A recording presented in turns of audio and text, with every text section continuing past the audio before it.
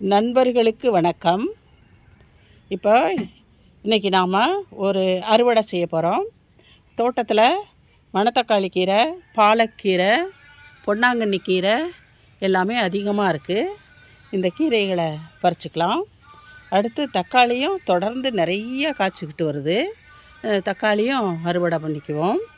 வாங்க இப்போ போய் முதல்ல இந்த பசலைக்கீரையை அறுவடை பண்ணுவோம். எவ்வளோ மொட்டுக்கள் இருக்குது பாருங்கள். மல்லிகைப்பூ இந்த இடத்துல பாருங்கள். நெய் மிளகாய் செடியோட எவ்வளோ பசலைக்கீரை இருக்குது. இந்த பசலைக்கீரைகளை இப்போ நாம் எடுத்துக்குவோம். எல்லா கீரையுமே எடுத்துக்கலாம். எடுத்து பருப்பு போட்டு கூட்டு வச்சா அவ்வளோ அருமையாக இருக்கும்.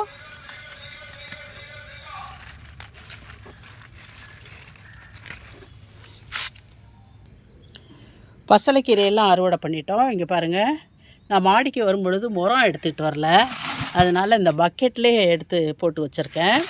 இப்போ பாலக்கீரை இருக்கிற இடத்துக்கு வந்துட்டோம். இங்கே பாருங்கள் எவ்வளோ பாலக்கீரை இருக்குது பார்த்தீங்களா. இப்போ இந்த பாலக்கீரையெல்லாம் எடுத்துக்கலாம்.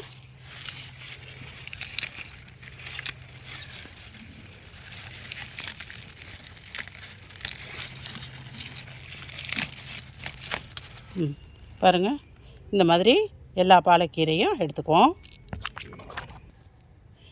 இப்போ இந்த இடத்துல இருந்து கொஞ்சம் குப்பைக்கீரை எடுத்துக்கலாங்க. இந்த இடத்துல மஞ்சளும் வளர்ந்து வந்துக்கிட்டு இருக்கு. இங்கே பாருங்கள், இந்த கரிசலாங்கண்ணியும் வளர்ந்து வந்துக்கிட்டு இருக்கு. பூ, வெள்ளை பூ பாருங்கள். வல்லாரையும் இருக்குது பாருங்கள். கொஞ்சம் வல்லாரையும் எடுத்துக்கலாம்.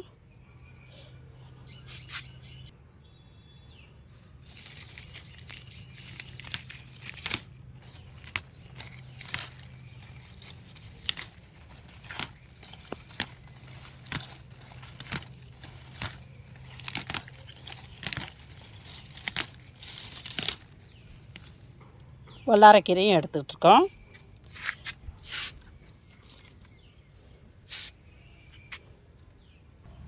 கீரையோடு போட்டு கூட்டு வைக்கிறதுக்கு 2 தக்காளியும் எடுத்துக்குவோம். 3 தக்காளி.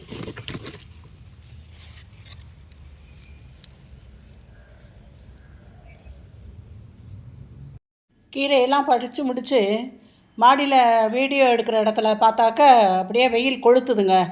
இனிமேல் அங்கே நிற்க முடியாது அப்படின்னு சொல்லிவிட்டு கீரையெல்லாம் எடுத்துக்கிட்டு கீழே வந்துட்டேன். இப்போ வீட்டில் உள்ளே உக்காந்து வீடியோ எடுத்துக்கிட்டு இருக்கேன். எங்கள் ஊரில் இப்போவே 38, 39 வெயில் கொளுத்துது. இங்கே பாருங்கள், 4 விதமான கீரையை அறுவடை பண்ணியிருக்கோம். இங்கே முதல்ல பார்த்தீங்க அப்படின்னாக்கா இது என்ன கீரை? பசலைக்கீரை. ஒவ்வொரு இலையும் எவ்வளோ பெருசாக இருக்குது பாருங்கள்.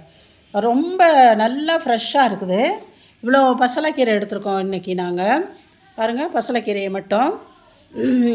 நிச்சயமாக இதை கடையில் வாங்க போனோன்னா குறைஞ்சது ஒரு 50 ரூபாயாவது சொல்லுவாங்க. அடுத்தது பாருங்கள், குப்பைக்கீரை. இது குப்பைக்கீரை கொஞ்சமாக தான் எடுத்துருக்குறோம். அடுத்து 3 தக்காளி. இந்த 3 தக்காளியும் நாட்டு தக்காளி. அடுத்து இங்கே பார்த்தீங்கன்னா வல்லாரை கொஞ்சம் எடுத்துருக்கோம். வல்லாரையும் நிறையா இருக்குது, பறிக்க முடியல, அப்படியே ரொம்ப வேர்த்து வந்தது, அதனால் நான் வந்துட்டேன். அப்புறம் எடுத்துக்கலாம் அப்படின்னு சொல்லிட்டு. அப்போ இங்கே பாருங்கள், பாலக்கீரை. இது பாலக்கீரை. இதுவும் நிறையா இருக்குது, பாலக்கீரையும். இப்போ இந்த 4 கீரையும் இன்றைக்கி நாம் பறித்து முடிச்சிட்டோம். அதில் போட்டு கூட்டு வைக்கிறதுக்கோ அல்லது கடையிறதுக்கோ இந்த 3 தக்காளி, நாட்டு தக்காளி ரொம்ப டேஸ்ட்டாக இருக்கும். கூட்டு வைக்கிறதா இருந்தால் கொஞ்சம் பாசிப்பருப்பை வறுத்து போட்டு அதில் வெங்காயம், பச்சை மிளகா, தக்காளி எல்லாம் போட்டு தேங்காய் சீரகம் அரைச்சி ஊற்றி வைக்கலாம். இல்லை கடைசல் பண்ணுறதா இருந்தாக்க இந்த 4 கீரையுமே ஒன்றா போட்டு தக்காளி, வெங்காயம், சின்ன வெங்காயம் உரித்து போடணும். சின்ன வெங்காயம், பூண்டு, சீரகம், ஒரு பச்சை மிளகா, 2 பச்சை மிளகா எல்லாம் போட்டு வேக வச்சு உப்பு போட்டு கடைஞ்சி கொஞ்சம் கடுகு, சீரகம், பெருங்காயம், சின்ன வெங்காயம், வரமிளகா தாளித்து கொட்டி சாப்பாட்டில் போட்டு சாப்பிட்டோன்னா சூப்பராக இருக்குங்க. இந்த பாருங்கள் எவ்வளோ ஃப்ரெஷ்ஷாக இந்த மாதிரி கீரைகளை பறிச்சுக்கிட்டு நாம் வீட்டில் வச்சு சமைச்சு சாப்பிட்றது.